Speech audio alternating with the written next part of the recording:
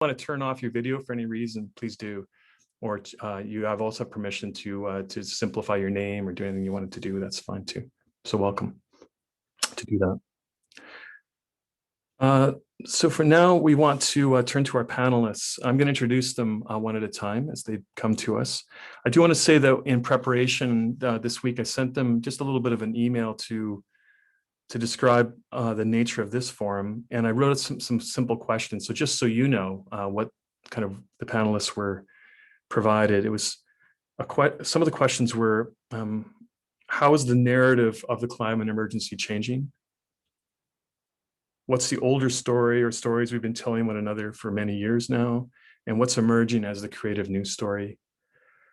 And how do we help to craft and tell the best possible story we can? And then specifically to each panelist is just a bit of a direct question. And that was, what is encouraging you? What's hopeful? What is discouraging? What despair do you feel? And then the big question that we're going to be, of course, always facing is, what do we do? How do we respond? Okay. Let me begin with Adam. Adam, buddy, it's good to have you here with us. Wonderful to have you. I'm so glad you could be part of this today. Adam was elected as a member of the Legislative Assembly here in BC for Saanich North and the Islands in 2017, and then again just recently here in October of 2020. He's also served as the interim leader of the BC Green Party twice. He's been a member now of the BC Green Caucus in the legislature, and he serves on several all-party committees. Actually, him and Sonia, the two Greens, are pretty involved in a lot of different committees. So Adam, just the fact you carved out the time to be here today, I know it's really so appreciative. Adam's a member of the Sartlip First Nation. He was raised in the traditional territory, Saanich Peninsula, surrounded by the Salish Sea. He's interested in communications. It led him to, first of all, broadcasting and community and media relations. And then after a decade in business in that area, Adam turned his focus to the community as an elected official. He was twice elected as a councillor for the district of Central Saanich, and then from 2008 to 2012, but he served his community by building relationships. And that's what Adam does. He connects people. He brings them together to find solutions to complex problems. So born in Victoria, BC, Adam has lived, worked, and played his entire life on the Saanich Peninsula, where he and his wife, Emily, are raising their two children, Silas and Ella. So Adam, welcome. I'm glad you could be here with us, and I'll turn it over to you now. Aichka. Ait Gwechel CM Nights Jailacha, Sahanap Tinatine, just lay Senet, Satanich, with Othla Bay at the lungs, essentially what Dan just said, but in St. Chothan. My name's Adam Olsen. I'm the member of the Legislative Assembly for Saanich North and the Islands. My co-Salish name is Sahanap. And from a storytelling perspective, my name has resided in the Salish Sea. It's from the American side of our family in northwestern Washington, and I share it with my cousin. Well, I share it with a number of people, but one of my closer relatives, Troy Olsen, is his name. He lives in Tla'ami, and we share this name together.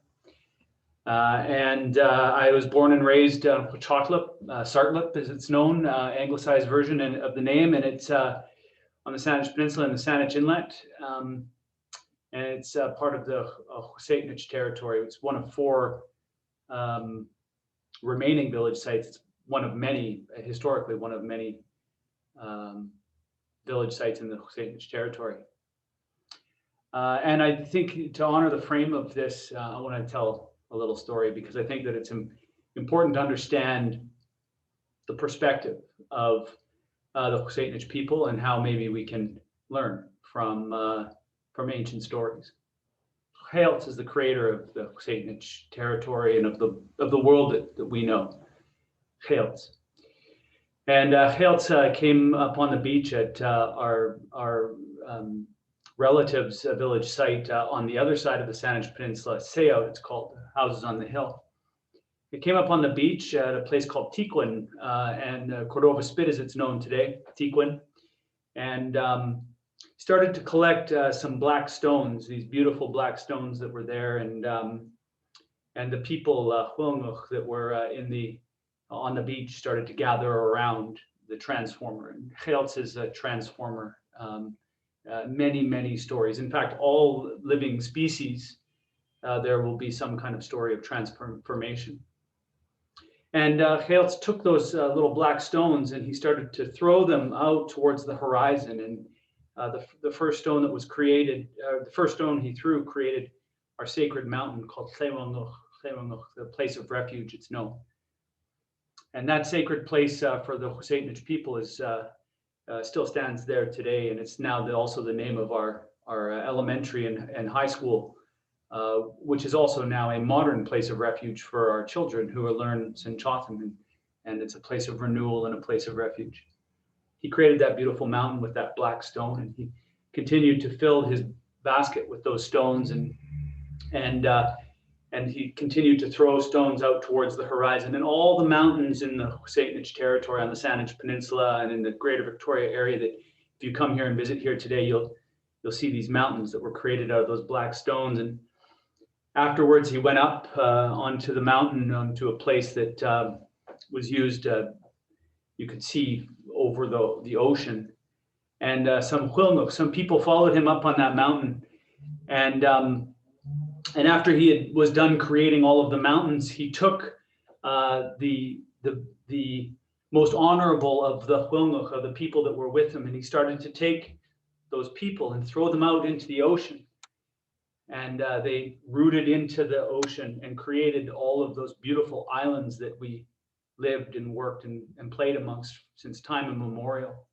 And he created those Gulf Islands that you see out there that are part of my constituency, my riding, known as Saanich North in the Islands. It may as well be known as Husainich because it's basically the geographic region of the geographic borders are essentially my riding. A little bit further south, more Elizabeth May's riding is the federal riding is a little bit larger, and I think is a fairer representation of the territory.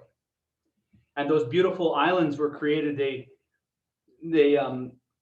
The Gulf Islands and the San Juan Islands were created by Geelts throwing the Huilnuk out into the ocean. And with every one he threw out, he said, "You look after your relatives. You look after each other." And he turned to the humans that were left there, the Huilnuk that were left there on the mountain with him, and he said, "And you look after your relatives." And as this has been explained to me, this is a fundamental, a backbone teaching, as my cousin Panach called it when I talked to him about this. This is a backbone teaching. And when Geelts created Smythe, the deer, he turned to the grandfather and said, Smythe was a boy. He said, "You look after him and they'll look after you." It's a contract. It's a relationship. And it's important to recognize that when we look out at all of the living things in our territory, creatures that are great or small, and it's not even living, it's these islands, they are our relatives. We have a connection, a familial, a relationship with these species, with all of the species, whether it be the chapay, the great cedar tree that you see, Smythe, the deer, whether it be thucky, the sockeye salmon, whether it be Cothulamachin, the killer whale or the orca whale. We all have a familial relationship with all of those species. And it grounds you in a different worldview than the one that we, in this building, this colonial construction here in the Inner Harbor, in the Lekwungen territory, the territory of my relatives just south of us is where I am today in the legislature. But it's the polar opposite of the perspective that is in and painted on the rotunda in the corner of the hewers of wood and the drawers of water. That this colonial building and the relationship that the people who have come through these halls and come through and been in this office and the other offices before had with the nature and the environment and the ecosystems of this beautiful province, whether it be just Satanich or with all of the territories of our relatives throughout this province. It's a different worldview. The worldview that's encapsulated in this is one of a resource colony. That it is our duty to be extracting as much as we can, as quickly as we can, on behalf of the Crown. And while the Crown has shifted from directly shipping these resources off so that the British can build their navy, the Queen can have, or King can have their navy, the Crown is now representative people like me and the government, the BC NDP, and the opposition, the BC Liberals, and the third party in the BC Greens. And what's really interesting about the role that I play is that I'm the first person who has the honor of representing Satanich that has connections to those stories, that has a name that has lived and breathed in this territory that I come from and that my family comes from, that name has been passed down from generation to generation, and with it comes a great honor that if that name is still living today, still breathing today, then it is an honor to be holding it. And I have a responsibility to honor the name just as every one of my ancestors who carried it before me. This is the story that I carry as Tsahana, as a person who has to honor that name and honor the existence of that name within this territory. But it's a remarkable difference from, the worldview is remarkably different from what we see in this place.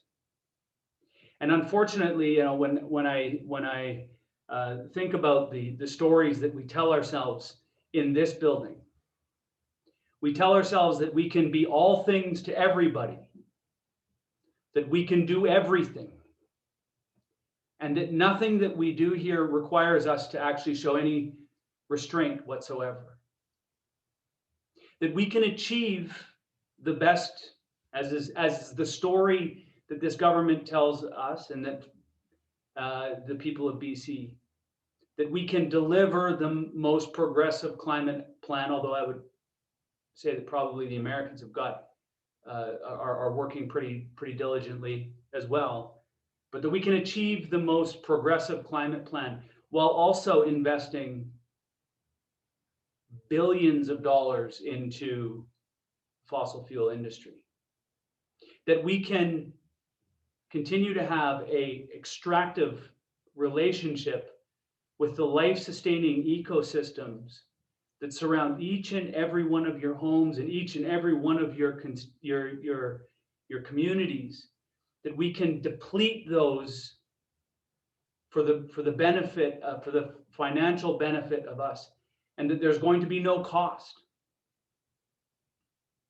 that there's going to be that we don't have to be responsible for the decisions that are made.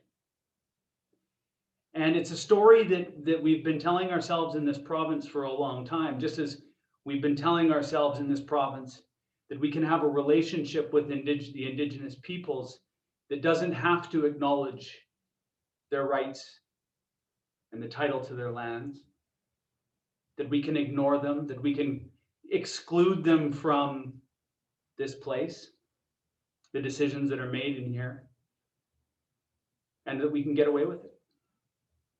This narrative has slowly been changing on the ladder with the relationship with Indigenous people over the decades. Yesterday afternoon, BC lost a champion for Indigenous rights.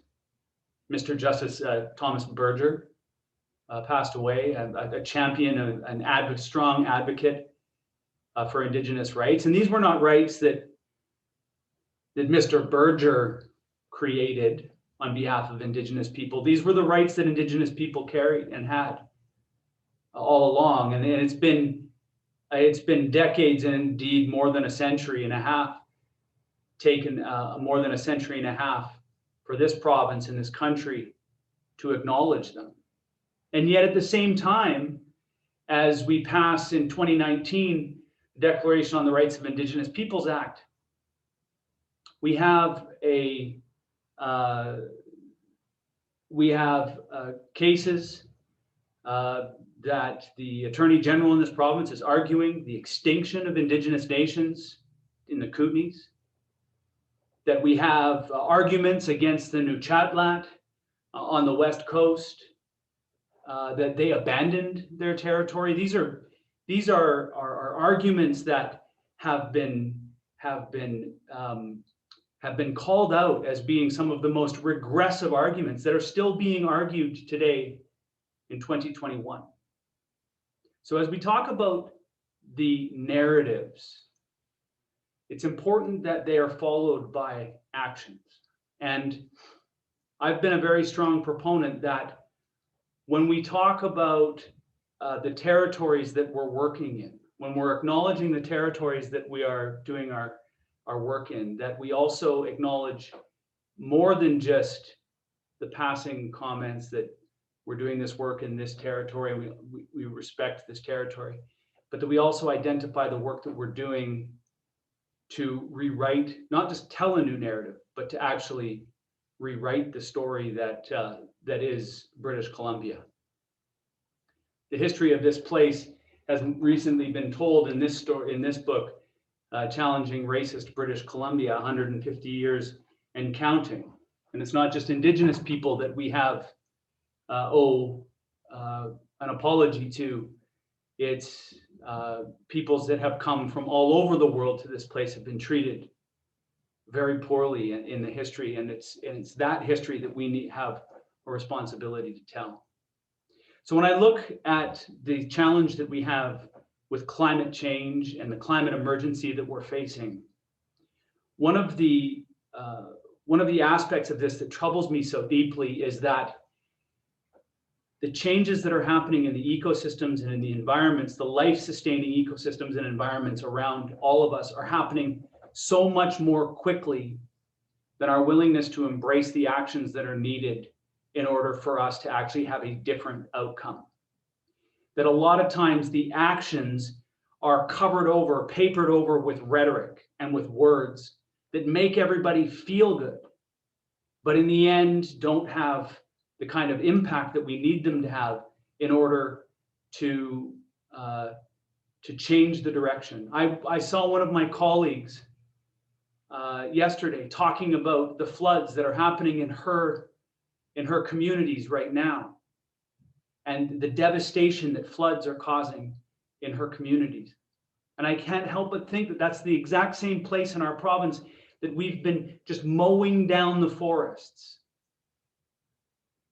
How would we think that there would be any other outcome than just floodwaters destroying infrastructure, people's homes, people's livelihoods, and costing our province extreme amounts of money to be able to do the repairs year after year after year?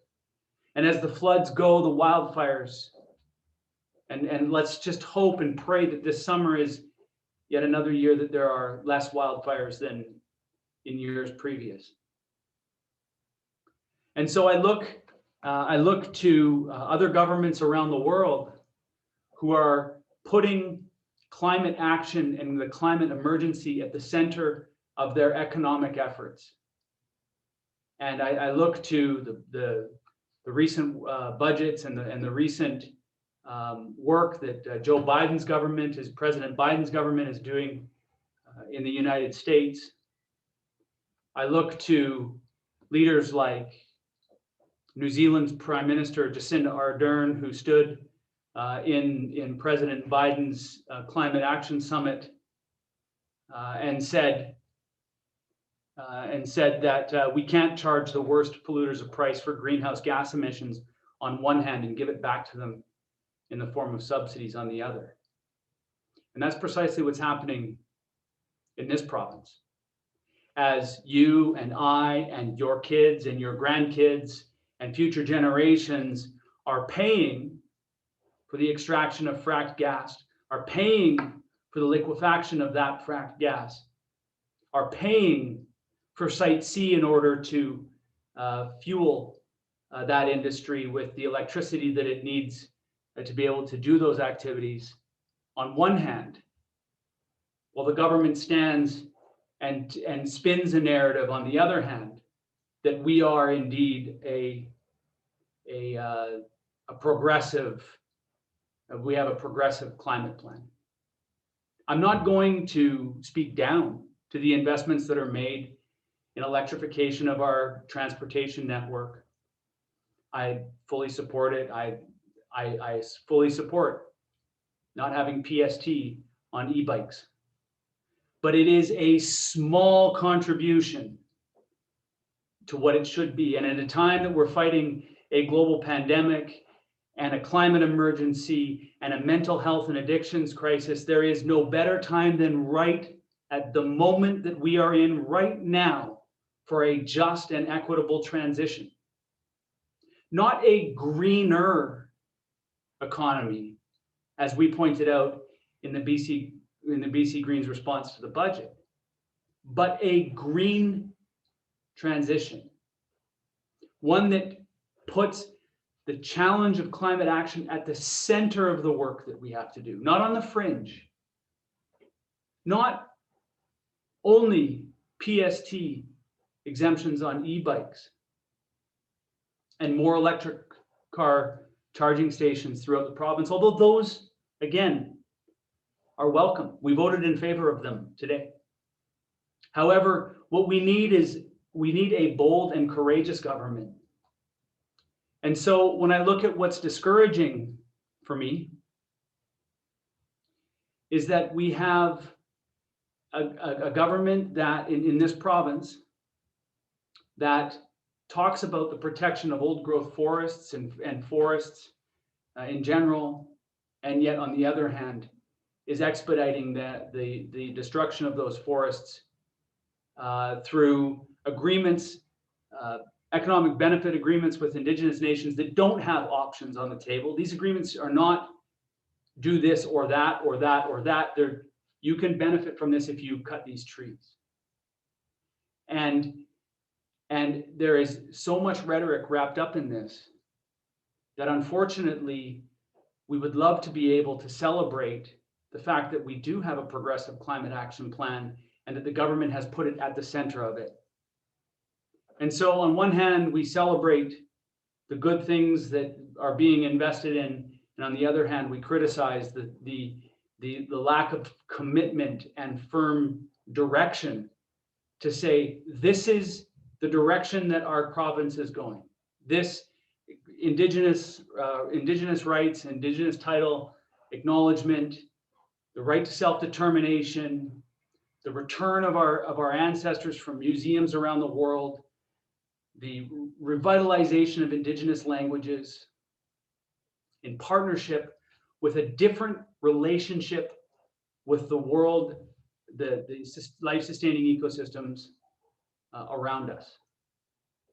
We need to follow up the good story that we tell about ourselves with good actions, with good work. And just to wrap up my comments here before we move on, I just want to say that I just want to go back to being the first Saanich person to sit in the chair that says Saanich or Saanich North and the islands. I just want to say that my experience, as Dan introduced me as the former municipal councillor in the district of Central Saanich, I was the first person to live on the other side of the line on Sartla Preserve to run in municipal politics and get elected. And it was at that table, it was the first time that there was a voice at the table that had the understanding, the perspective of what it was like to be born and raised and live on a reserve. And the conversation changed. We had different outcomes. Over time, we were able to build a different relationship. And so I think that we have seen examples of how the conversation and how the narrative and how the story benefits from having diverse voices at the table, from embracing that diversity, being inclusive, and not being and being okay with being uncomfortable with the fact that the stories and the words that are being said in here, for the first time, Sin Chothan was spoken in this house after I got elected, and being okay with the fact that there's discomfort, because the discomfort that we are going to feel from climate change and the climate emergency if we don't match the pace of our actions to the grandeur of our words, is going to be much, much greater. And so with that, I'd like to thank you for this opportunity to give me a few minutes here this morning, or this afternoon, I guess it is. It's still, it's a day, it's a time in a day, which is oftentimes what happens here in the legislature. I really look forward to hearing from Wendy and from Seth. I look forward to engaging your questions as directly and with as much honesty as I possibly can. Haichkasiam, thank you very much. Thanks, Adam. And thanks for bringing the depth of awareness around relationship, and also the ongoing question about who's at the table and who's part of the conversation. Thank you. I'd like to introduce Wendy now to us, Wendy Evans. Reverend Wendy Evans is an ordained United Church of Canada minister, serves in Montreal, where she's on faculty role with the United Theological College there, and serves as the board chair for the Montreal City Mission, a United Church community ministry. Wendy's been actively involved in faith and justice contexts at local, national, and global levels for many years. She was a delegate at the UN Climate Change Conference in 2019. She's passionate about the hard work of relationship building in response to the climate crisis. And she also mentioned here, when I asked for a bio, that her deep place, her soul place to feel connected is in the forest. So thanks, Wendy, for being with us today. And it's great to have your voice here with us. We're going to spotlight you here. There you go. Okay. Thank you. Thanks, Dan. And try to bring a little of that forest inside with the plant behind me. On this theme of story, just looking back to my own story of childhood, some of my favorite memories were those magical evenings at summer camp, where we would all gather in a circle around the glowing campfire, with the trees surrounding us and the moonlight shining down on the water before us. And we would close our song time with the words, "All is well, safely rest, God is nigh." But growing up in this Western culture, all did not always feel well around me and within me, somehow sensing that the growing environmental crisis was at its roots a deeply spiritual one. And the dominant narrative for facing the eco-crisis felt fragmented. Often environmental crisis portrayed as one more add-on issue among many, or if you weren't a polar bear lover, maybe it wasn't your issue anyway, and only certain people's stories and experiences qualified to be significantly engaged in the work. Even the theological approaches at times felt fragmented. For example, the Genesis 1 myth of creation is often lifted up as the focus in response to the eco-crisis, identifying that all creation is indeed good, and that the dominion humans are given by God in the story must be interpreted as caring responsibly to properly care for our world instead of exploiting it. Now, this is good and important, but I am also grateful for those who have identified that we cannot overlook just how deeply the other Genesis creation myth of being kicked out of the garden and women taking the extra blame for it has further entrenched the story of separation that we see manifested in the Western culture of individualism and extraction, and in the resulting climate crisis, which indeed really gets to the heart of all the crises that we are facing and that we need to face in mending our world. So we must break free from that illusion of separation in order to save what we still can. And I am so grateful that there have always been many who have been engaged in that saving work, including so many of you present tonight, with particular gratitude to Indigenous leadership, holding up the truth across the world's wisdom traditions that all indeed is connected, and laying the foundation that has enabled much of that illusion of separation to begin to break wide open these past couple of years. I see it as a holy tipping point in the global story. And being invited on behalf of the United Church to attend the UN Climate Change Conference in 2019 was a holy tipping point in my own story. I was the first of our UCC delegation to head to Madrid, and day one certainly had that wow factor.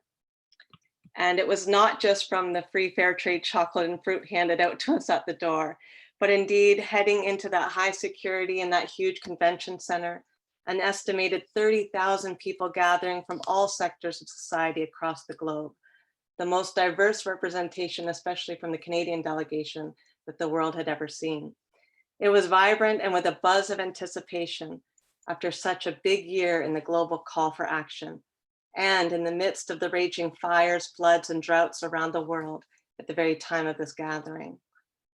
The opening plenaries with speeches by the Secretary General and different heads of state, especially from the most vulnerable countries on the front lines, as well as youth representation, were passionate and strongly stated before the negotiations got fully underway. Frustrations quickly grew, though, as seeing how just deeply entrenched those old systems are, as several powerful polluting countries stalled much of the negotiating process, not reflecting the urgency at all.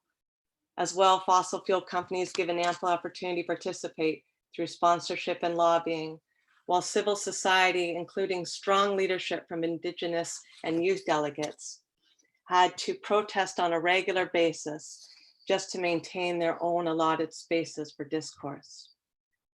We could also not forget the human rights violations continuing to escalate in Chile, where we were supposed to have been meeting. In the face of all the inequalities reflected in the proceedings at COP25, the grassroots just kept rising up united, though, to say finally enough is enough.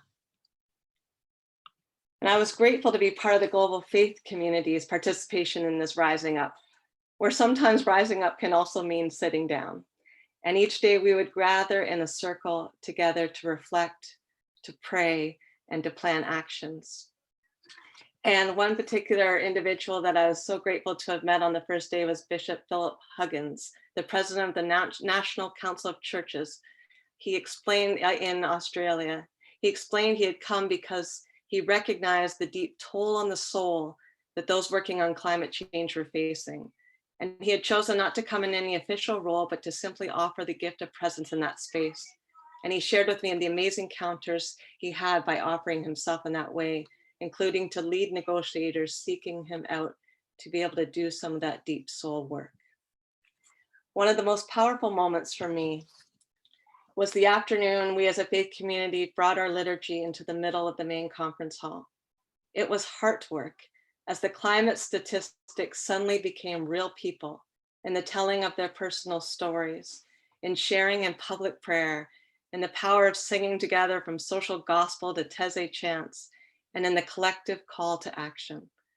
Many conference participants rushing past found themselves turning to pause and soak it in, their own hearts connecting.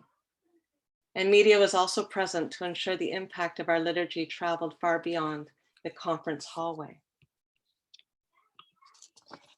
This was an image I took on my first night there. I had a chance to visit the Madrid Botanical Gardens, and that image stayed with me through the conference. And in particular, lifting up that it became clear to me at that conference that the heart focus of faith groups in the climate movement is not taken for granted.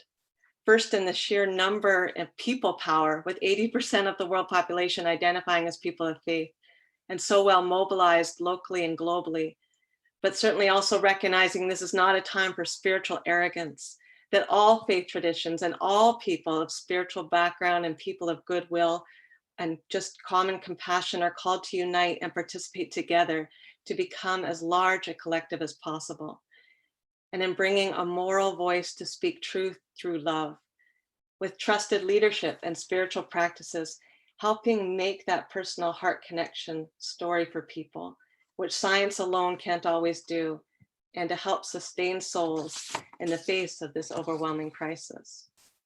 In particular, the potential for liturgies to help shape the practice of what it means to engage in this wholehearted story of our lifetime, in taking time to intentionally to connect to a larger sacred story beyond ourselves, with that story including both memory and imagination and the whole range of emotions that are woven in, especially to be held in love as we make space for people to truly grieve the depth of loss already in this crisis, which paradoxically in turn sets us free with joy and courage to save what we still can, and to be able to bring in symbol and song into that deep work of story sharing.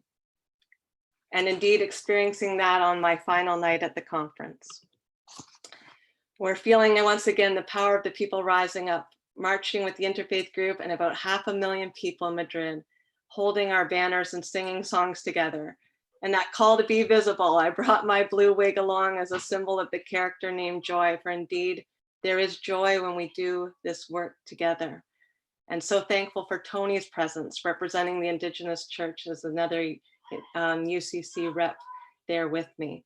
How much this movement and narrative has become unified in its broadening and diversity of who is welcomed and invited to engage, that everyone has a common calling to this central cause in the story of our lifetimes, of the story of our humanity.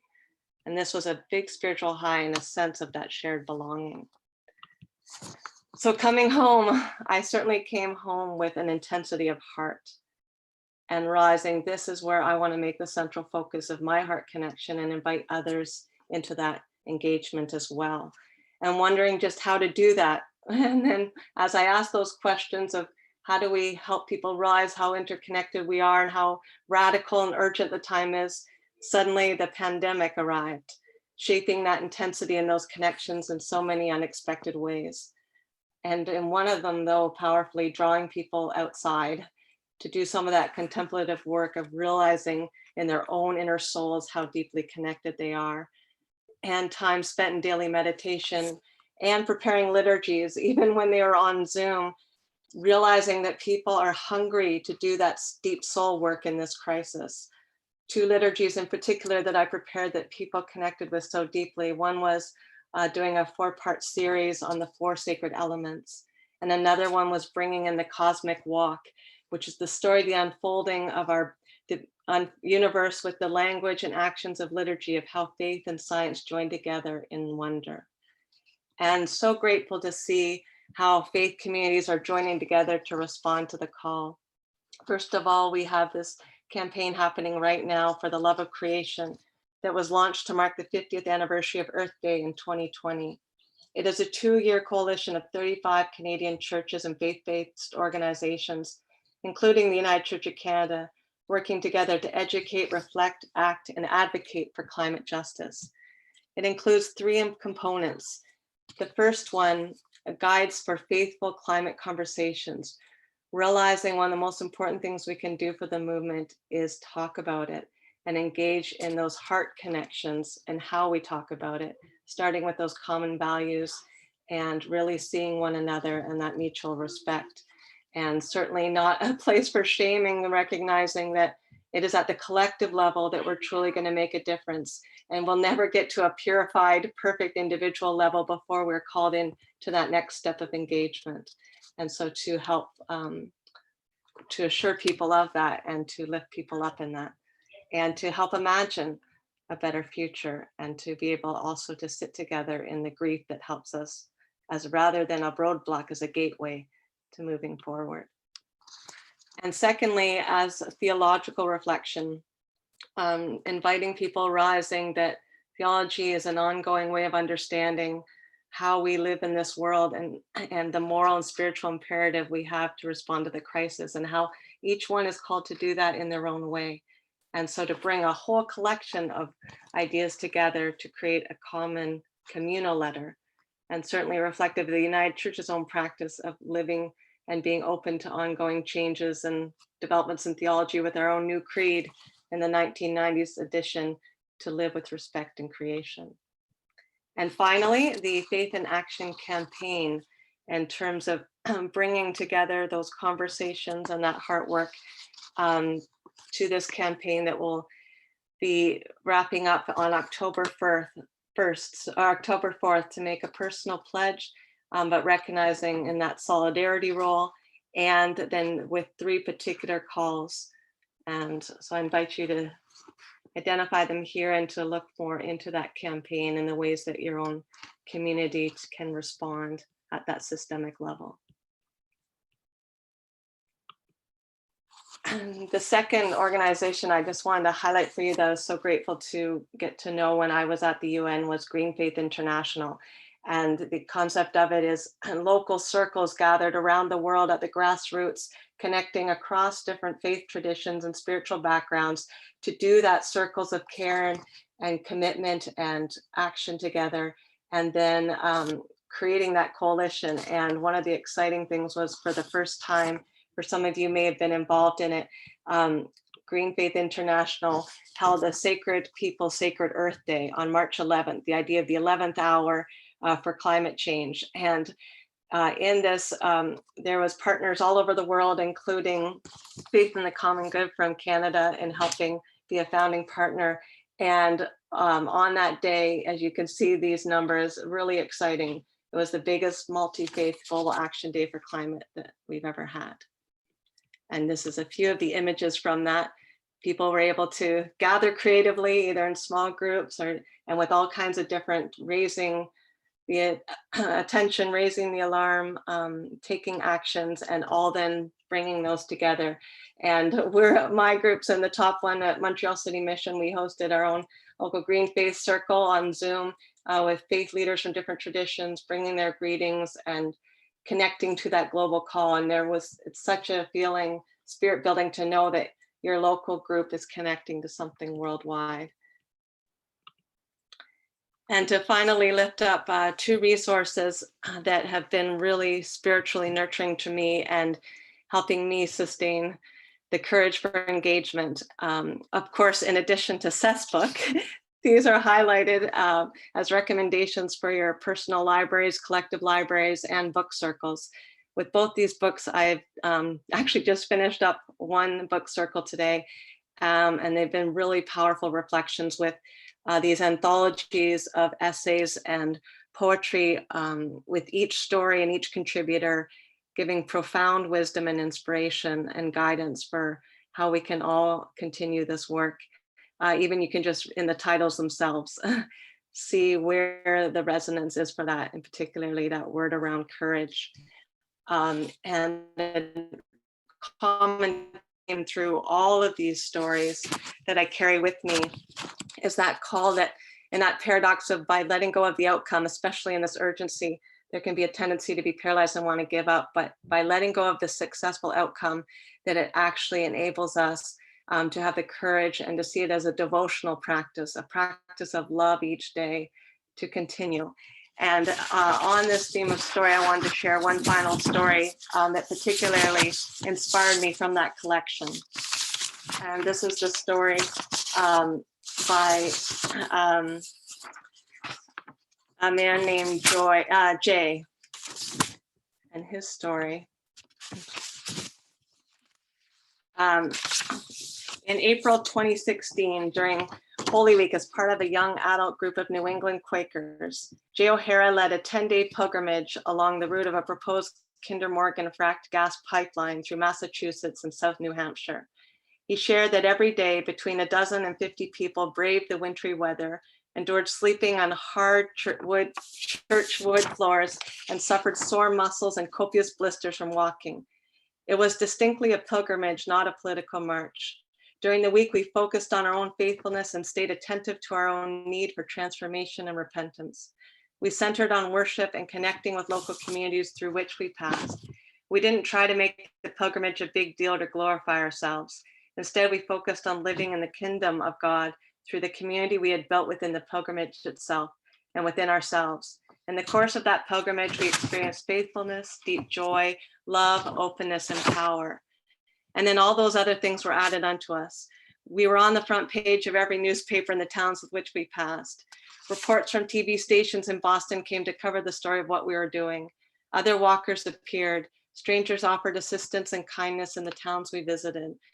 Houses of worship opened their doors and provided meals. Interested folks joined us in conversation, and drivers tooted their horns. Those working to stop the pipeline were energized and encouraged. And after years of work by hundreds of citizens across 3 states, Kinder Morgan eventually withdrew its permit application. By relinquishing our desire to control the outcome or to control other people, we realized we didn't have to force others into some big plan about how this pipeline was going to be stopped. Instead, we found new powers arising within and among us. This pilgrimage took place because we sought not to vent our rage, but rather honor the pain in our hearts. And we shared that pain and truth authentically. And as a result, people opened themselves to listen, to resonate, to empathize, and to join us in action. And Jay goes on to add, when actions arise out of conviction rather than calculation, humility rather than arrogance, we feel and experience a power that comes from beyond ourselves. The power of a lived spirit within us and moving us through the world. This power isn't always pretty and it doesn't always make sense, but I'm convinced this holy vulnerability is what opens the possibility of miracles. And as Bill McKibben says, hope comes from engagement. So may we all invite one another into that deeper engagement.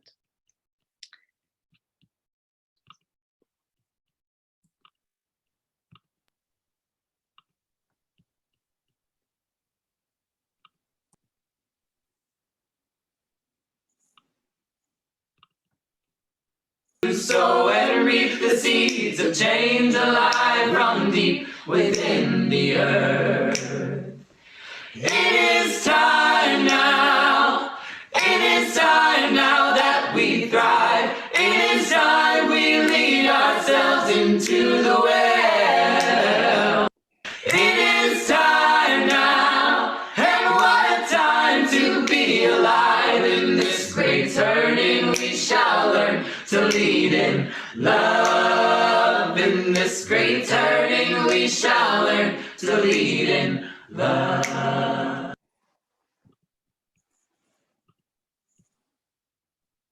Thank you.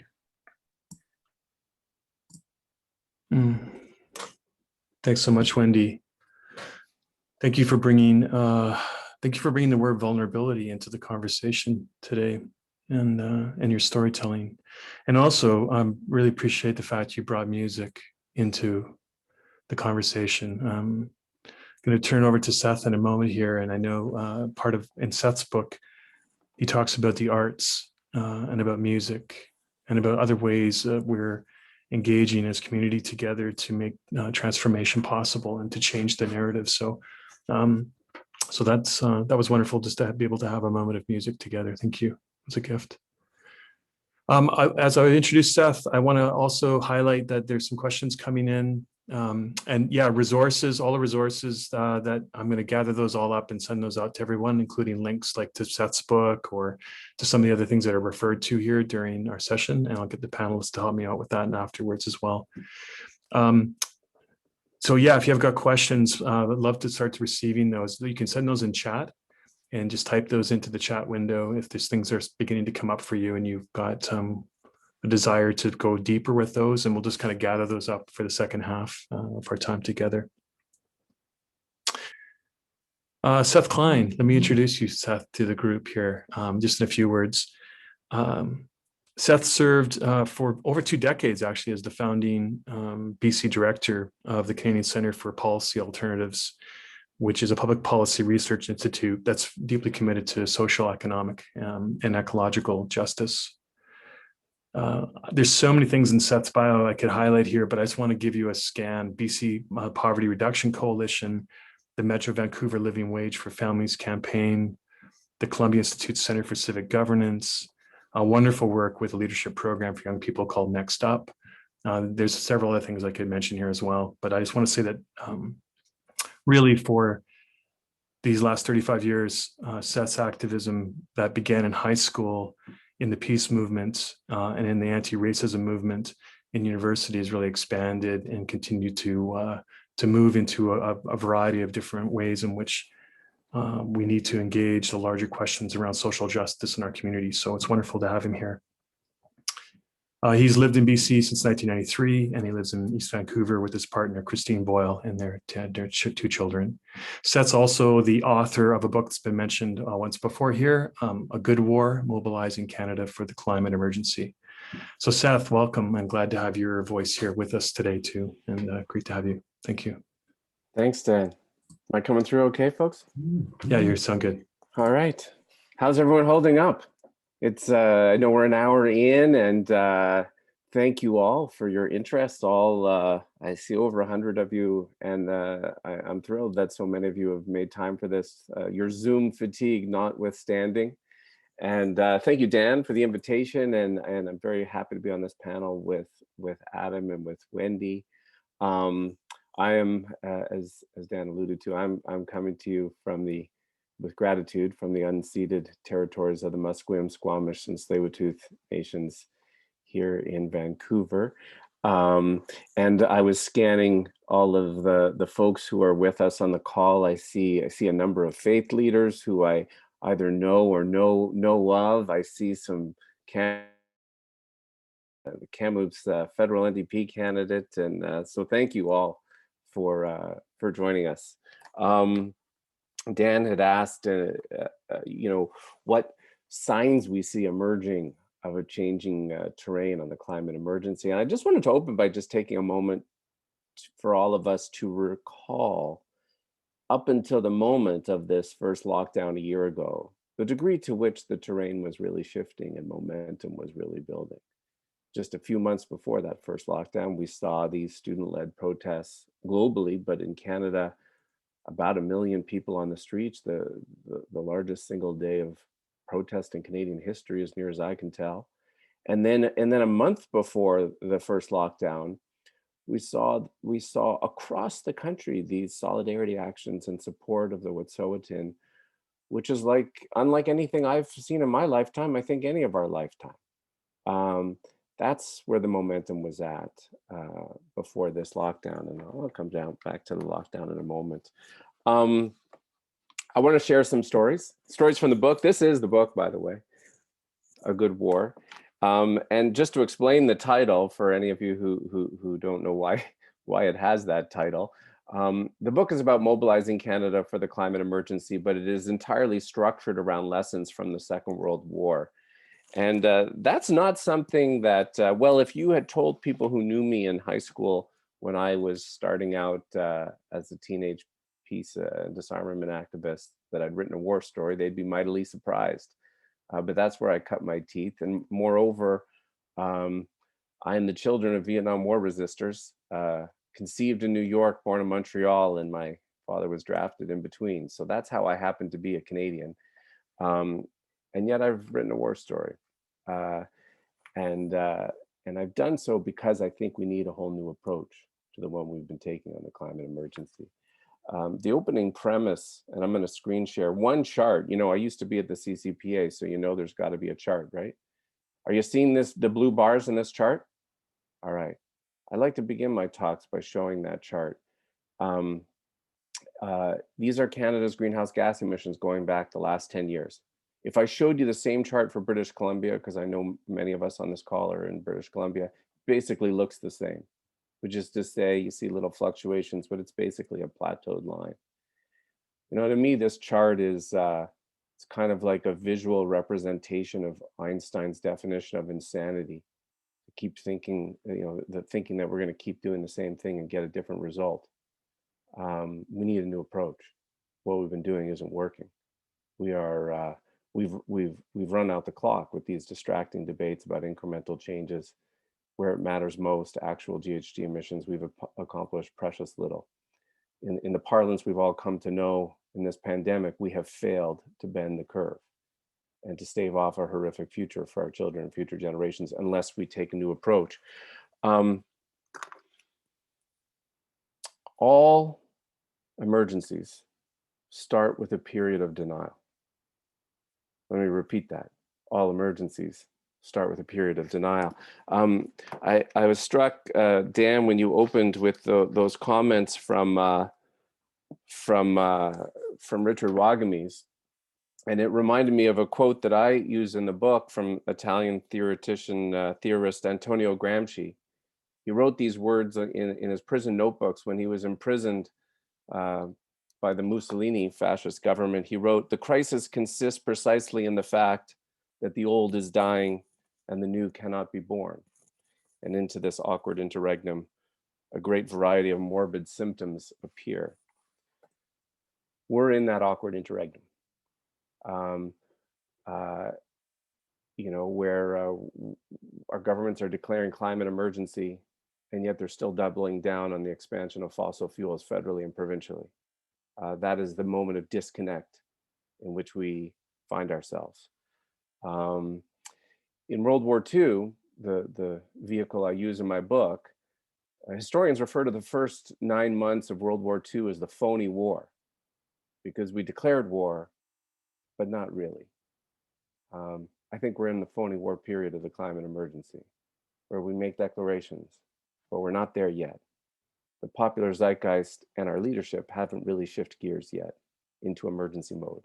But as I say, I don't think we need to, here's where I would offer some solace. All emergencies begin with a period of denial, right? So in World War II, I think many of us assume, Canada declares war and everyone's ready to go and rally to the flag. That's not true. We were a country very divided. I know many of you on this call are from the United Church. The leadership of the United Church was very divided on the question of entry into the war. It took time for people to come round to the emergency before us. Similarly, a little over a year ago, we can all remember hearing the first news items about this new virus, but we were all in denial about how it was going to upend our lives, right? We were all there, remember? And we can all think about, well, what did it take? What was the combination of events and leadership that shifted all of our mindsets, right? I remember the cancellation of the NBA season. Now, I don't even watch basketball, but I remember when that happened, I remember thinking, whoa, this is different. But I also know leadership matters. I know that it mattered seeing my prime minister in front of his house every morning. That communicated that something big was afoot. Something was going to have to change. And now we are in a similar kind of period, a phony war period when it comes to the climate emergency, but it too will end, because those periods of denial always end. The only question is whether or not it will end in time. So that's what we're wrestling with now. There's so much I want to share with you, and I want to get to a few stories. Ever since I released my book in September, I've done a ton of events. I've done 3 to 5 talks or webinars a week since September. And invariably, I get asked the question, but how do you know when a government is actually in emergency mode? And in answering that question, I've been forced to distill this 400-page book into what I call my 4 markers of emergency mode. And here's what they are, okay? And I'll share in the chat and with Dan afterwards some links to these 4 markers of emergency mode. But here's what they are. 1, it spends what it takes to win. 2, it creates new economic institutions to get the job done. 3, it moves from voluntary to mandatory measures as needed. And 4, it tells the truth. It tells the truth about the severity of the crisis and what it means and what we have to do. Now, when you think about those 4 markers, we did all of those things in the war. I actually think our government is, we can quibble about the timing and the degree, but I actually think our governments have done all 4 with respect to the pandemic. But when it comes to the climate emergency, it's not that our federal government or every single provincial government, it's not that they miss some of the 4 markers. They don't hit a single of those markers. And while, I have Adam here, I would say this, my reflection on of the Green Party platform, say in the last provincial election, one of the things I appreciate about the Green Party platform is they are telling the truth, particularly around what this all means in terms of the future of fossil fuels. But on the other 3 markers, they up the ante from the current government, and yet they're not in emergency mode. So we're all waiting for our major institutions to truly get to emergency mode and hit those 3 markers. Why do these matter? When I show you that chart about our flatlined GHG emissions, why is it that the best we've done is flatline? I think a big piece of that is because if you survey all the federal and provincial actions to date on climate, you know what they almost all have in common? They're voluntary. We are trying to incentivize our way to victory. You know, we encourage change, we cajole change, we send price signals, we offer rebates, we give, you know, tax cuts and incentives. But you know what we don't do? We don't require. We don't actually mandate change. Until we start spending money, and the whole approach to how are we going to produce what needs to get produced? Well, the federal government, you know what they did the Monday before last? They offered a 50% tax cut to the companies that are willing to do that. Same with the pandemic, by the way. You know, instead of creating a new crown corporation to mass produce vaccines, we just try to incentivize others. That's not a path to victory. A path to victory is you just say, we're going to get the job done. We're going to spend what it takes to win. That's what we see Biden doing. And we create new economic institutions to get the job done. In the Second World War, I tell the story of this incredible speed and scope where we just completely retooled the entire Canadian economy. I just want to give you a flavor of how massive this was, okay? Out of a population of 11 million people, over 1 million people enlisted. Now that's a level of engagement.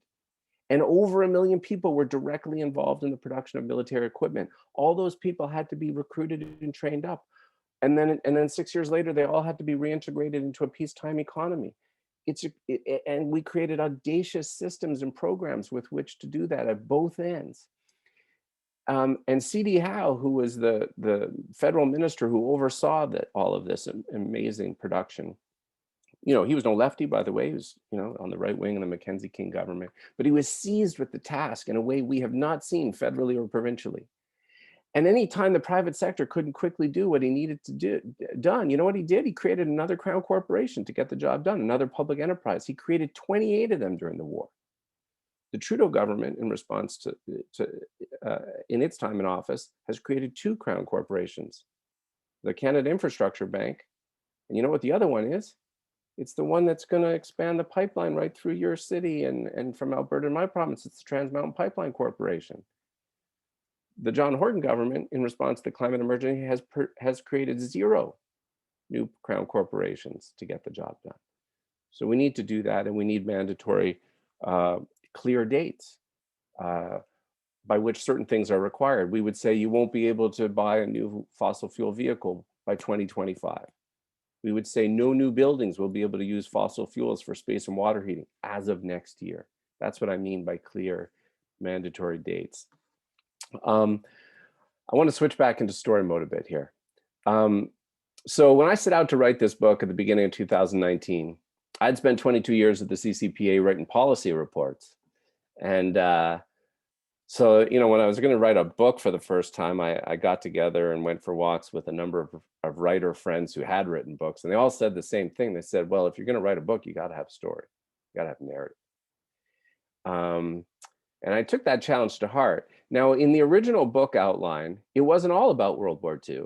The original book outline was about what do we do about this harrowing gap between what the science says we have to do and what our politics seems prepared to entertain. But there was only going to be a single chapter on lessons from the Second World War as this example of rapid transformation of the economy. But as I started to delve into that research, 2 things started to happen. One is, I was like, man, there's a lot of story in here. The second thing is I realized there were so many parallels and not just economic. And in those stories started to jolt my own thinking.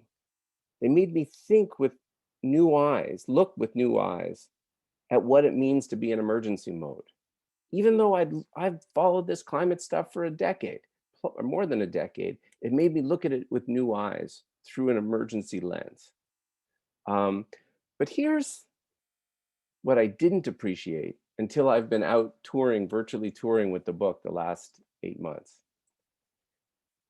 It is remarkable to me how resonant this 80-year-old story remains with so many Canadians who have either a personal familial connection or an institutional connection. And here's where it gets fun, is I've been able to make a little mischief with different audiences, because there's people, and whether or not you are a New Democrat or a liberal or a conservative or a business person or a labor person or an architect or a journalist, there's people in that story who are important to you. who are important to your sense of purpose and legacy. And so I get to engage them and say, those people who are important to your sense of purpose, here's what they did in that moment of calling in the face of an existential threat. And here we are again. And who do you want to be? And that's been fun. And really the book is this excavation of that story to offer a reminder of the speed and scale that we are capable of when we actually treat an emergency like an emergency. One of the stories we need to rewrite has to do with the legacy of neoliberalism. When you look at that chart, why have we made so little progress? Why are we not spending like we should? Why are we not creating new crown corporations to get the job done? Why are we not just using the regulatory power of the state to just say, do it? And it's because 40 years of neoliberalism have convinced political leaders across the spectrum that these things aren't allowed or practical. This is one of the liberating things about the pandemic, is it's blown all that up.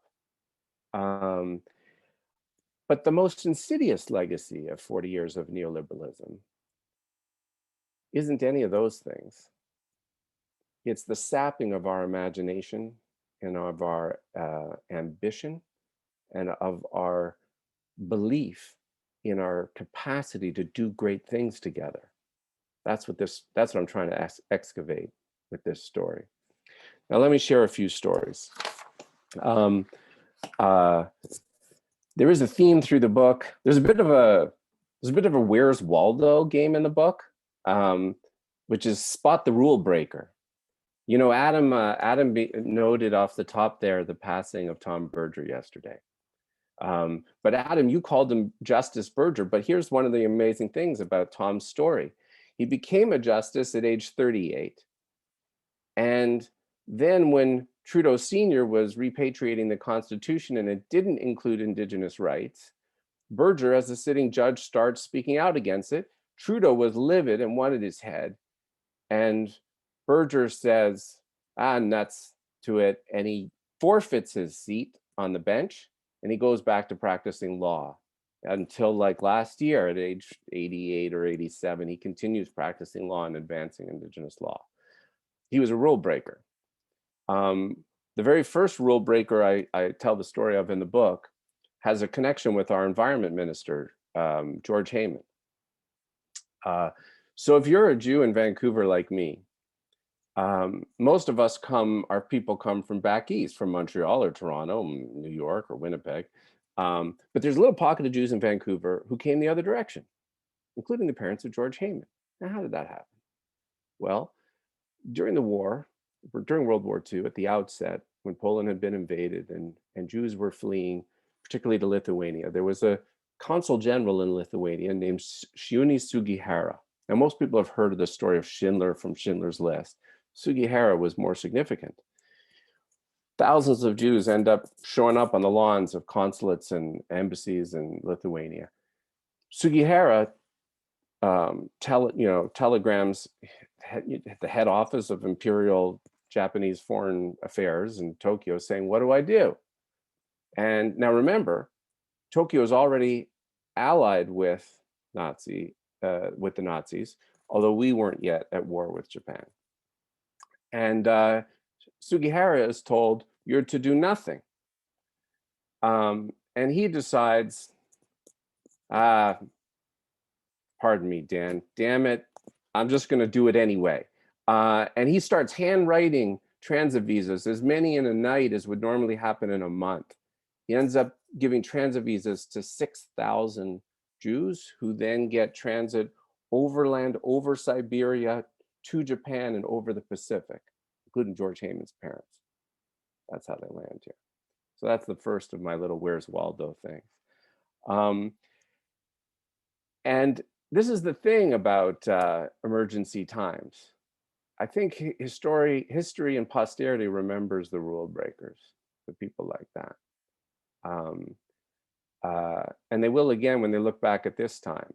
I know a lot of you are around Kamloops, and I want to pay tribute to a lot of those are Indigenous land defenders today, including the tiny house warriors in your neck of the woods, who are doing that today.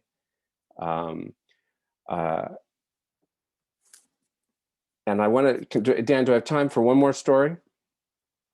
Yeah, you bet. Okay. I couldn't decide which story to tell. There's the story of Louis Levi Oakes, one of the Mohawk quote talkers, but I'm going to leave that one maybe.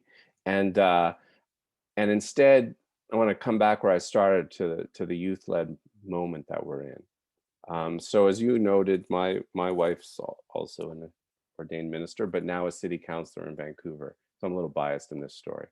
Christine Boyle, who was the first, who moved the climate emergency motion in Vancouver 2.5 years ago, first in English Canada.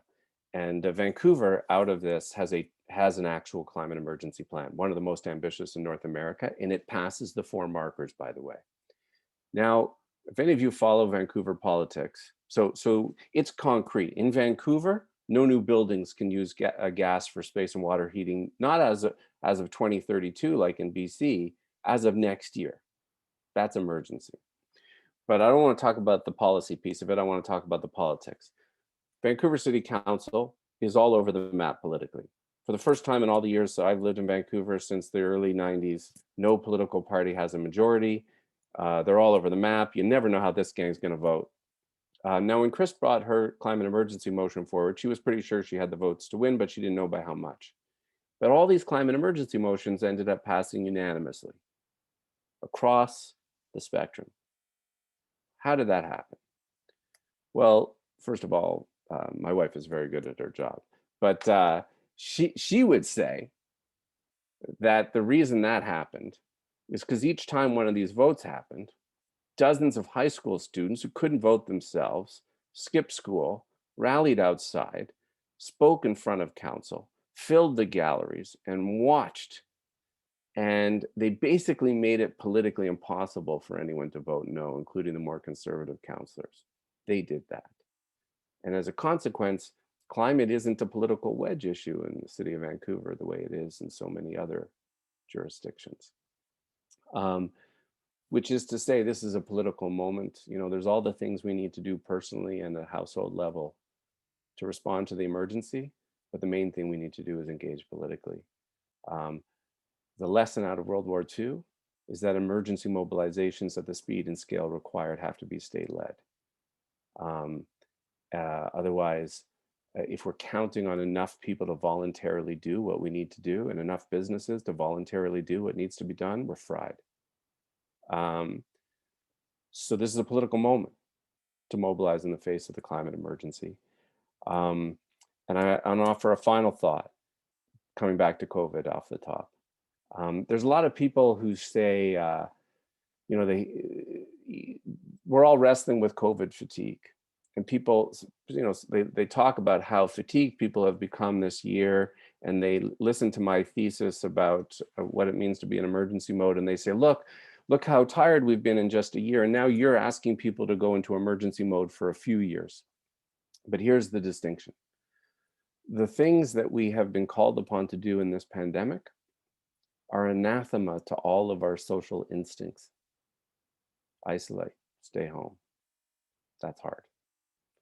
The good news is that the things that we are called upon to do in response to the climate emergency are precisely the opposite. We're called upon to go out there and do something great together. And we can do that for a few years.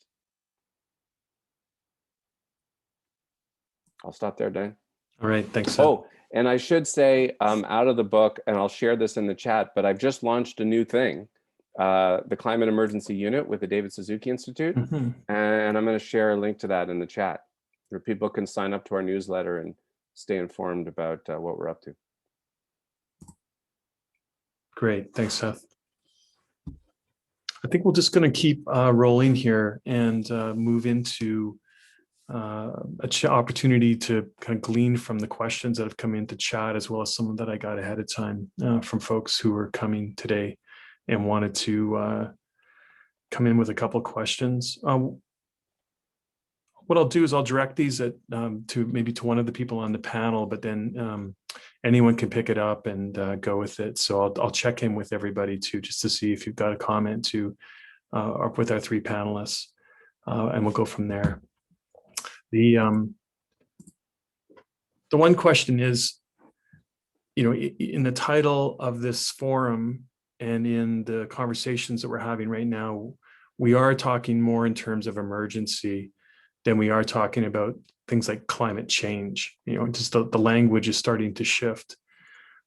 When we talk about emergency, I guess one of the questions that I got by email was, when we have placed so much emphasis in a democratic experiment that Canada has tried to live up to very inconsistently, obviously, but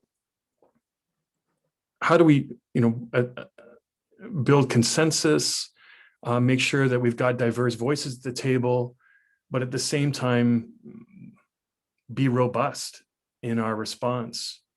And how do we balance both the fact that, you know, if you look at who gets elected, for instance, you look at the way that we vote, and then the type of responses, you know, Seth, what you just outlined. So it seems like there's a need for us to have a really deep conversation about the democratic context that this can take place in. So I just want to toss it to the panel. Adam, I want to start with you and just ask that question to you to see if you had a response to that question around emergency and democracy, and what you think, Adam, of that question.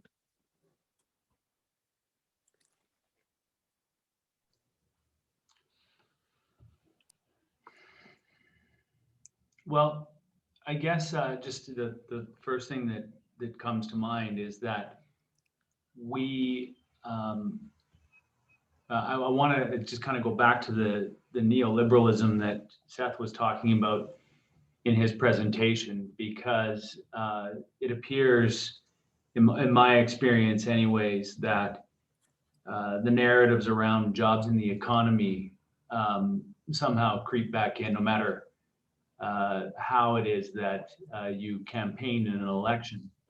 And I also want to, I think I should, at the beginning of this, fully accept Seth's criticism that even a Green Party platform falls well short, because I think we're all trying to balance being able to get elected with also being able to be here to make the change that's needed. And it's that sacrifice, or it's that, not a sacrifice, but it's at those conditions that I think are really problematic and really, really challenging in terms of how our electoral system is currently working. So I just want to accept the criticism. I think that it's important that we hear and listen to people with an open mind and not take it personally, but recognize where it is that we can improve. And I think that it starts with the type of political organizations that we have and the way that the politics works internally in those political organizations. I think that the democratic conversation, or how our democracy works on short-term 4-year cycles, really is very similar to the corporate model. That, you know, while we're not while we're not looking at our markers, you know, every quarter, we are looking at them every 4 years, and that still is far too short term to be able to be making the decisions that are long term, to be able to say that we put the climate emergency front and center in everything that we do. I think it is a political opportunity, because I think that the world has changed and the world is changing. A bit of a messy answer, but I just think that when we look at how our government works in these 4-year cycles, there's a lot of incentives to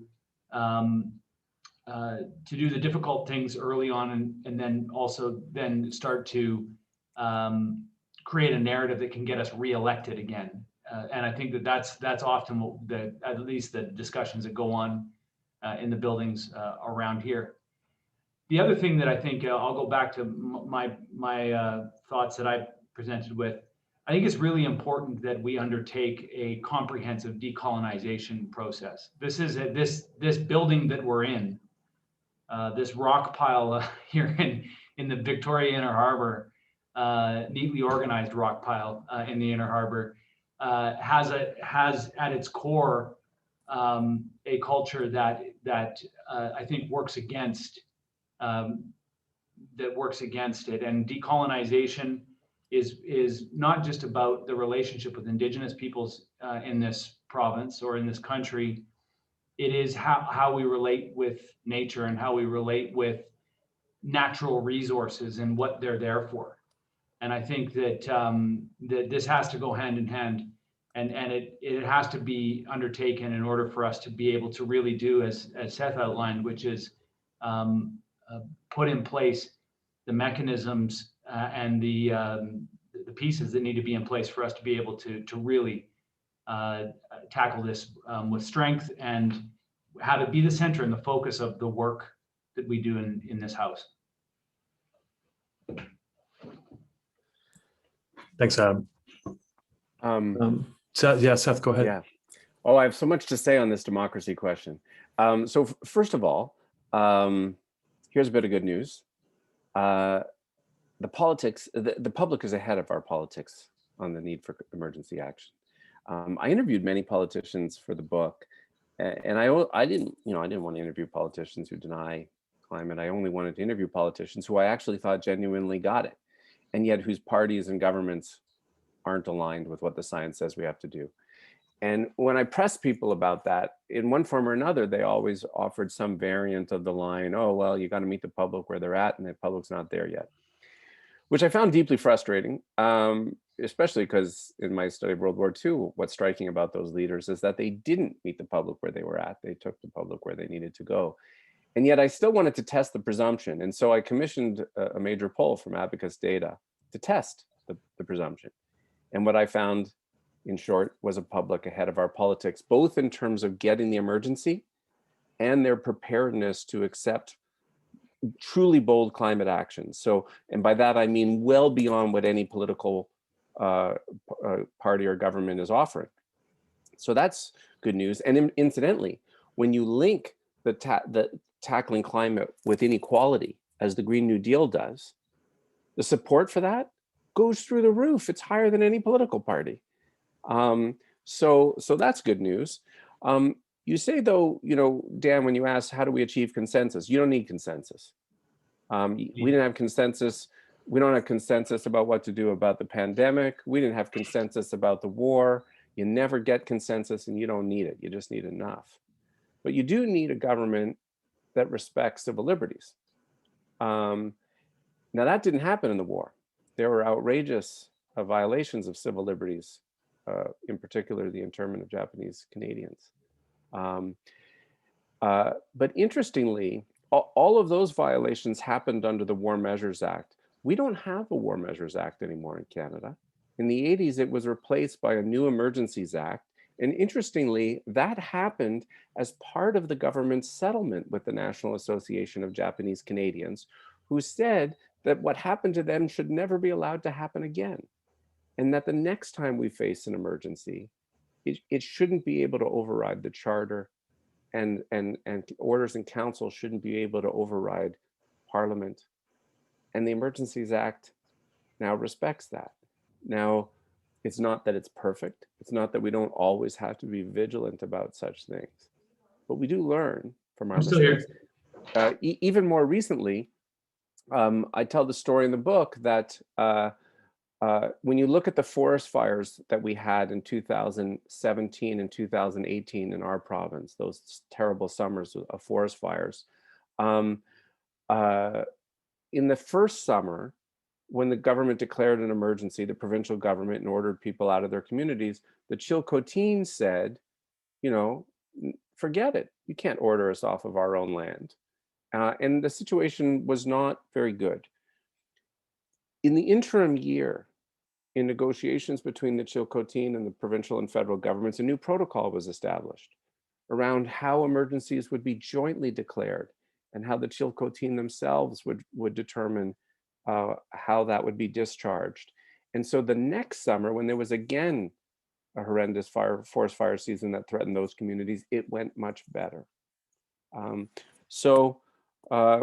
need to learn from these things. We need our leaders today to be as ambitious as our leaders were in the Second World War, and we also need them to be different.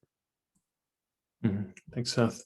And Wendy, I want to give you an opportunity as well if you have some thoughts you want to offer to this as well.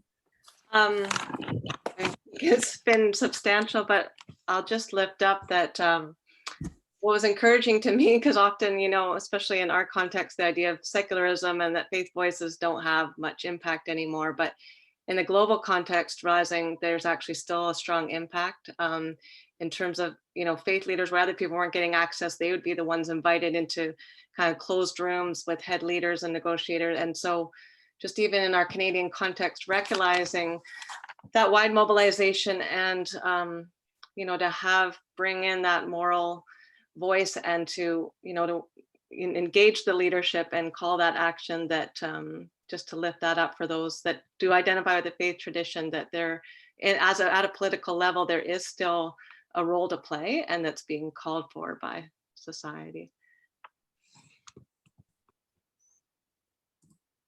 Thanks, Wendy. And that actually was one of the questions that I got ahead of time as well, was a question about the role of spiritual communities, the role of faith communities at this moment, and just a wide open question. You've already made a comment about this, Wendy, at this stage. Is there anything more you want to say about that question?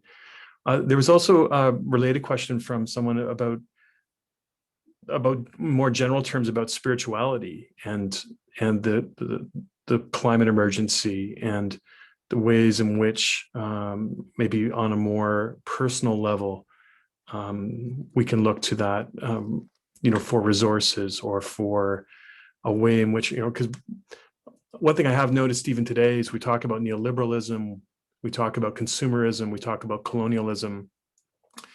We're really naming spiritual and religious paradigms.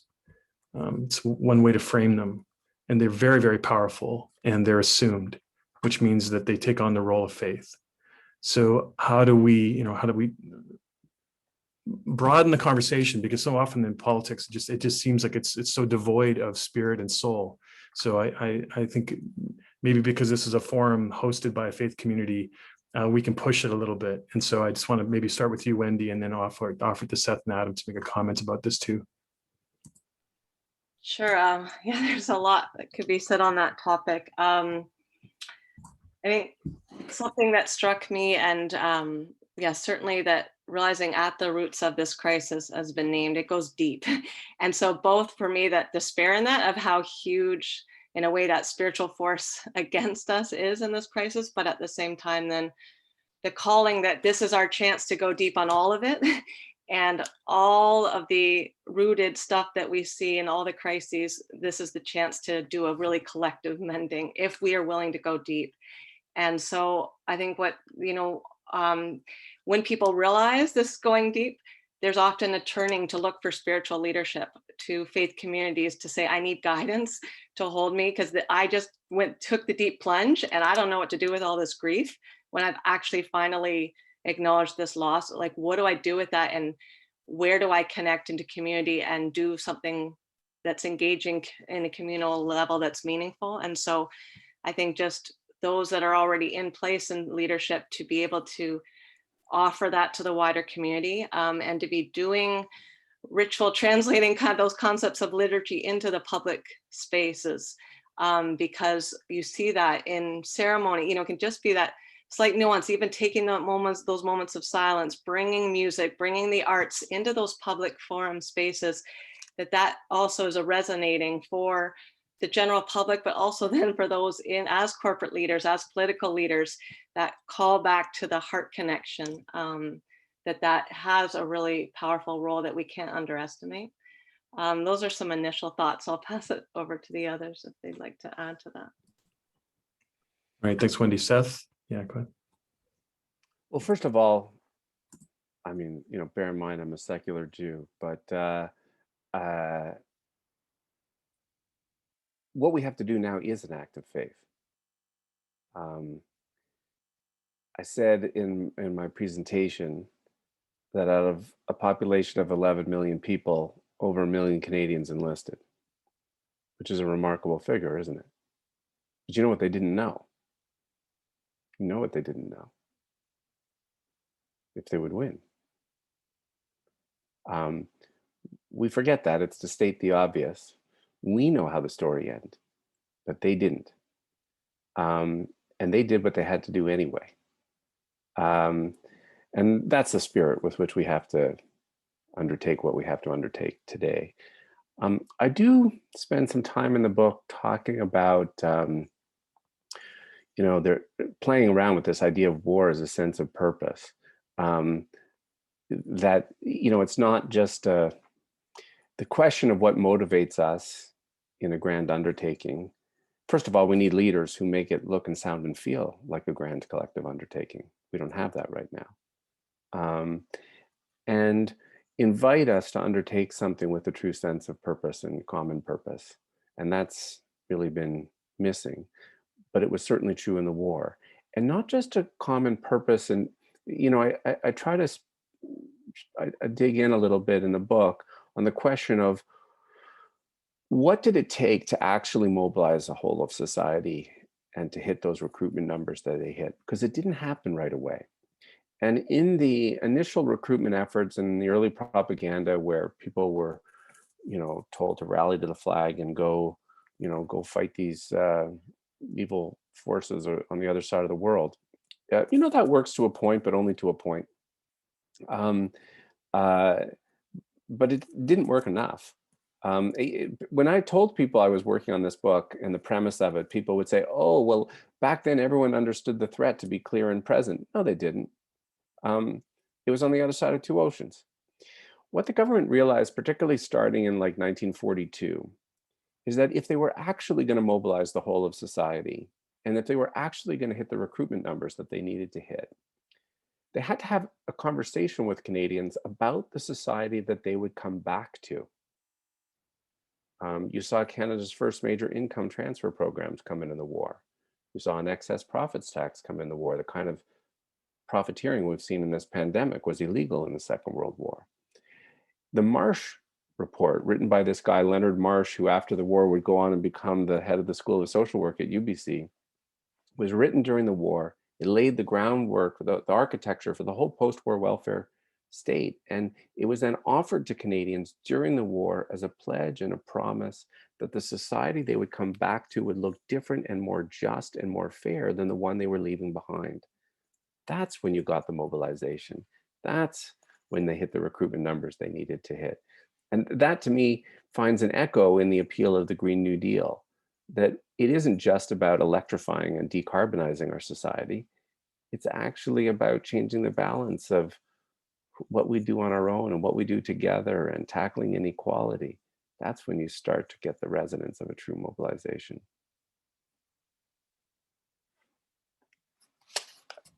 Thanks, Seth. Adam, do you want to weigh in on this question as well? Go ahead, yeah.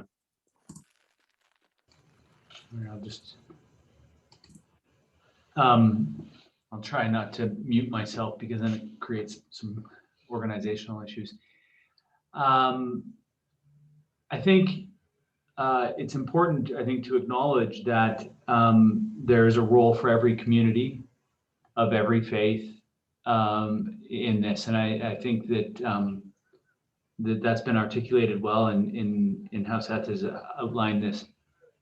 If you go back to the story of creation, there's this beautiful garden that we've been given, and however you decide to look at this story or the beliefs that come from this story, I think it's important to acknowledge that we were given this beautiful garden to look after, and it was a gift to us.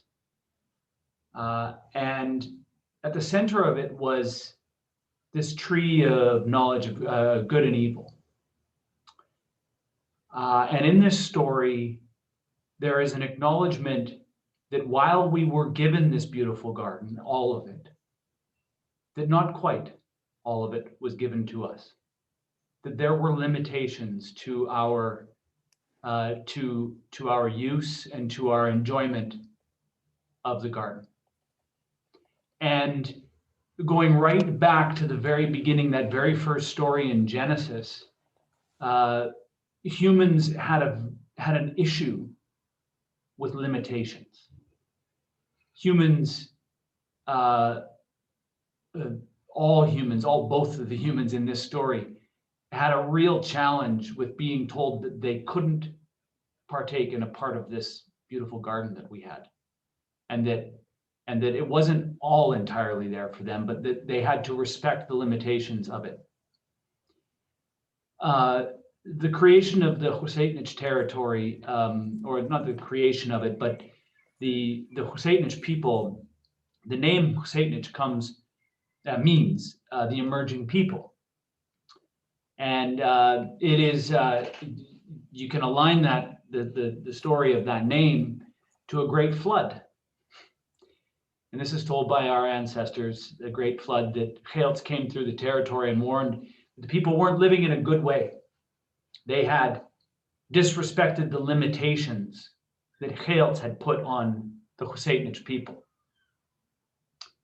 They were living outside the boundaries that were created in a balanced, in this balanced territory. And a great flood came. And the people were told to prepare their canoes because a great flood was coming. And some families did and some families didn't. And the story tracks very, very close to the story of Noah. And I think there's cultures all around the world that have the stories of the flood. And a raven comes with a stick in its beak as the floodwaters start to go away. And the mountain that they tied their canoes to, the families that believed and listened to Geelts, tied their canoes to Tlewanguk, that mountain that I told you about at the very beginning. A long cedar rope tied to the top of a arbutus tree. And that arbutus tree, we still don't burn arbutus trees in our fires because of the role that they played in protecting us in that great flood. And the people gathered around that arbutus tree after they coiled up these big cedar ropes at the base of the tree on the top of Tlewanguk. And they said, we will be known as the Husainich people, the emerging people. The emerging land and the emerging people is what that means. And this place will be known as Tlewanguk, the place of refuge. And that's the story of the emergence. And so I often use this story to talk about how not only do we hear in the Christian stories and stories around the world of the limitations of our enjoyment of this garden that we live in, but also the opportunity that comes out of learning from that in emerging as people that have a new understanding of those limitations. Because just as I talked about the floods that are happening in my colleague's territory up in the Caribou, these lessons are very hard for us to learn. We pay a significant consequence. And so I just want to acknowledge that forever in our stories, there is the opportunity for us to enjoy the benefits of this beautiful garden that we live in, but that we always have had the limitations put before us. And it will be when we embrace those limitations that we can enjoy this place with those limitations that I think we will then get back to this harmonious balance that we need to find sooner than later. Thanks, Adam. One other question, and it's been touched on a few times this afternoon, is the question for all of us here, which is a question of activism and the place of activism right now. You know, coming out of the pandemic, what do you see as the role and place of activism? I was debating on what to bring in to kind of start us off tonight, and I almost brought a video of my daughter Allie, who was arrested in front of the Burnaby Tank Farm, and a wonderful video of her meditation and then her arrest and her being taken away. And I thought about bringing it, and I thought, oh no, I'm not going to bring it because it's, you know, it's first of all, I start crying. That's number one problem. The number two problem would be that framing the conversation today solely around sort of activism, but I do want to talk about it, public activism, civil disobedience, because a lot of us in this space, I know, are having that active conversation with each other about how do we get engaged. And it always seems like the most visible form, certainly the one the media actually responds to in the midst of mainstream media, the things they don't respond to, but the things they do. And it does give, and Seth, you made a mention to, or Wendy, sorry, you made a wonderful story about activism that comes out of the gas pipeline on the East Coast in the Quaker community there. So yeah, I'm wide open conversation as we're kind of moving towards our end here, but I just wanted to raise the question around the role of activism now. And Seth, we'll toss it to you first to begin this one. Well, as I said earlier, this is a moment for political action and engagement. We aren't going to achieve what we now need to achieve through individual actions that we take at the household level to lower our emissions. And indeed, that's one of my critiques of the environmental movement in the book, is that for too long we've individualized the solutions. That's the thing about a war. It's an inherently collective undertaking. And that means it's political. Now, there's different forms that kind of political engagement can take for different people, and everyone has to find their own comfort level. You know, minimally, it's protest. Whether or not, for some people, it's the next step, which is, as you say, peaceful civil disobedience. But that is surely a part of it. I am hard pressed to think of a single social movement that didn't have peaceful civil disobedience as a key piece of its toolbox. And we're already seeing that in the climate mobilization. And when I said right off the bat, the ways in which the terrain has shifted in the year leading up to the pandemic, it was a bunch of young people skipping school. And it was a bunch of land defenders and people acting in solidarity with them. And they're all breaking the rules because that's what this moment demands. The question of divestment is also a key part of it. And as some people on this call will know, my wife was part of the motion to get the United Church to divest a few years ago. Successfully, and it's great that happened. The nice thing about the divestment movement is, for so many of ordinary folks, for whom the idea of engaging in high level politics, or let alone international climate politics, just so far removed, divestment targets the institutions in our lives, whether it's our faith institutions or our union pension funds or our municipal investment funds, or what have you. There's a campaign there for any of us to grab hold of.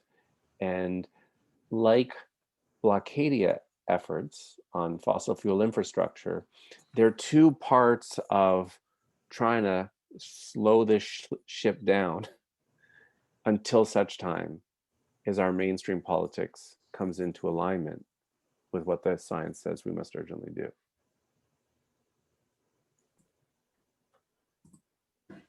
Thanks, Seth. Wendy, I want to give you an opportunity here. It's a bit of a closing for all of us as well at the same time. Yeah, I just really appreciate Seth lifting up how so much of the focus too has come out of the individualistic culture, and then saying treat this as an individual, and it's just separated us more, I feel, a division. And so for me, it's been really freeing to recognize that call to advocacy is actually a call to be in community. As you said, then moving forward, that these are all the things we long for. It is the good life, as Greenface says. We're like, this is the good stuff, the world where we connect. And so that is the story we're wanting to bring forward, that advocacy. One of my favorite from one of the books I read, her final line was, my offset plan is advocacy. That like that one flight I didn't take. No, the advocacy work, that is what's going to change the movement. And so I just really appreciate too, also with this movement, because it is the cause, we need everyone to bring their gifts. And what I appreciate about the For the Love of Creation model is everyone finding their way in and having those different levels of engagement, but that it combines to come together collectively for those calls. And even just the model coming out of the All We Can Save project of women leading the movement of having the Venn diagram where you have 3 connecting circles, and in the one circle you've put in, what are you good at? What's your skill set? In the second circle, which work are you wanting to engage in the climate solutions? Because the solutions are there. It's about now engaging the work. And the third one is, what brings you joy? And as you consolidate that, then you have your entry point, and you know, the idea of everyone has a role to play. And the more we can do it, always looking for the ripple effect at the larger circle, to not get stuck in one circle, but always be looking for that wider engagement. The more that that's happening across the board, the better. Thanks so much, Wendy. Adam, going to give you the kind of closing time here to share with us. I better think of something wise to say then. No pressure, man. Well, I mean, I think I really appreciate the opportunity to be able to participate in this. And Thursday afternoons after a long week in the legislature is always a tough time, but I'll just leave it at this. I mean, I think that the reality of what has been said around here about working collectively is that sometimes, as was pointed out by Thomas Berger and actually another stalwart NDP leader who passed away recently, Ian Waddell, who make take individual actions from within inside the system to draw attention and to as was previously outlined, rule breakers to draw attention to what needs to be to have attention shone, the light shone on it. So while there is a collective action that's needed a lot of times in order to draw attention to, and I remember when we were debating Bill 10 in this legislature about the Income Tax Amendment Act that flowed a lot of resources towards the LNG industry that really was what was needed in order to have LNG Canada make their final investment decision. We were receiving messages from members, and as has been pointed out, this is a lot less partisan than perhaps you would believe from the narratives that come out of the speeches in the Parliament here and the Parliament in Ottawa, the House of Commons in Ottawa. We were getting a lot of messages from our colleagues that say, you know, we really agree with what you're saying about climate change and the investments that are being made right now in the government in these businesses and in fossil fuels. We just really encourage you three to continue the good fight that you're doing.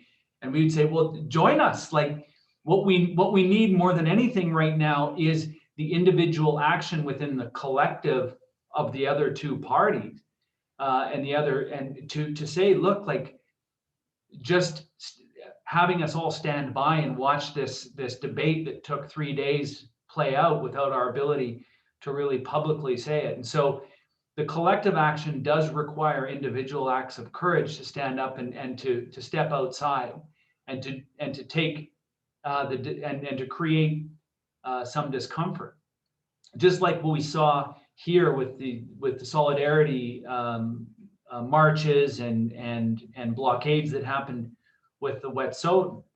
The tension in this building was, I mean, it was thick here, and never before. To characterize it, never before had the doors of this legislative assembly been blocked by protesters. There was nothing as uncommon. You could see pictures of me trying to get into this building to do my job here through as they were calling us out and calling us down to say, stay outside and stand with us. And the speaker and the security went to great lengths in order to stop those blockades from happening. Those were also the students from the University of Victoria that largely came in solidarity with the Indigenous youth that were here. And the Indigenous youth met with us in the Rattenbury room, you know, and then ended up staying. They had to take, you know, they then took the extraordinary action and had to be removed from this place to make a point that what was happening here wasn't good enough.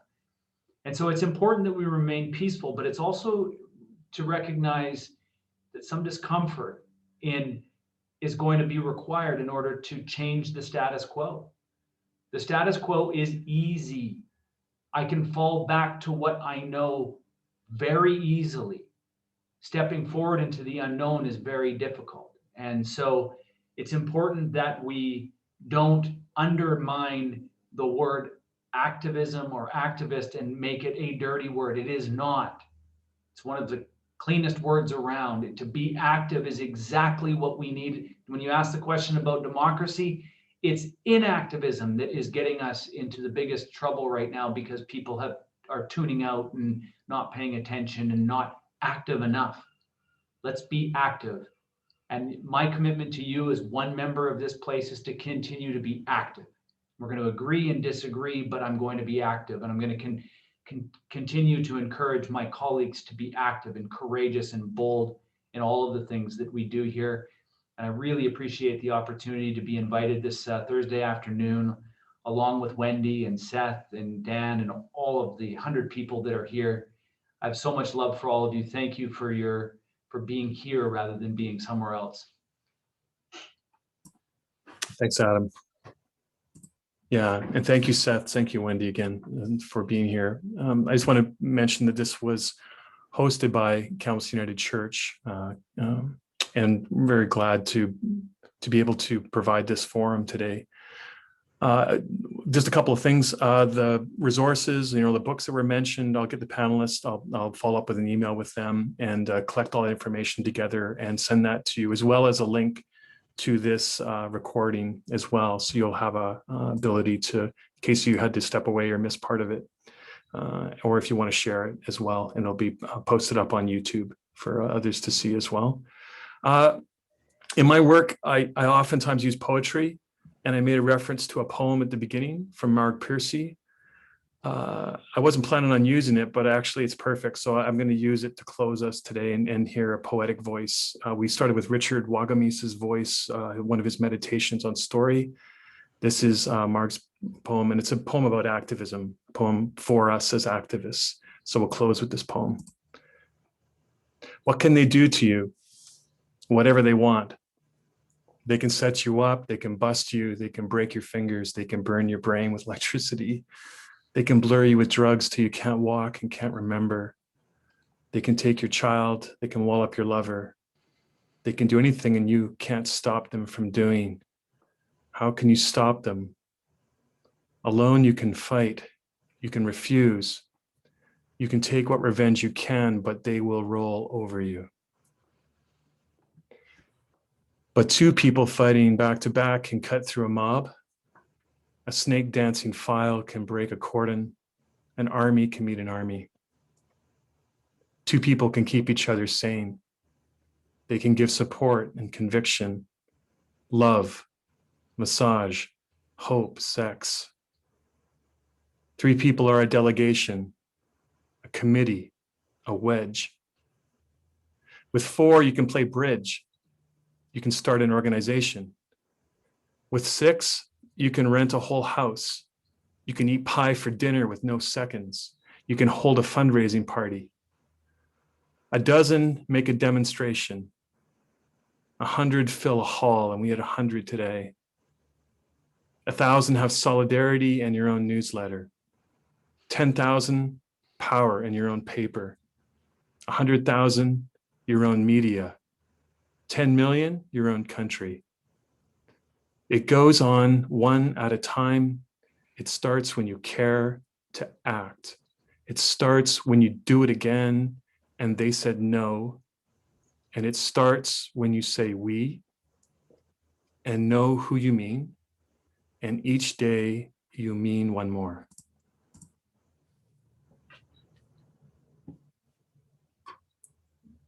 Great. So again, thank you for being here, and blessings on your evening plans. And please be in touch. And like I said, there'll be a follow-up email following from this as well. And it's good to be together. Thank you. It's better than being alone, that's for sure. Okay. Okay. Bye-bye. Bye for now.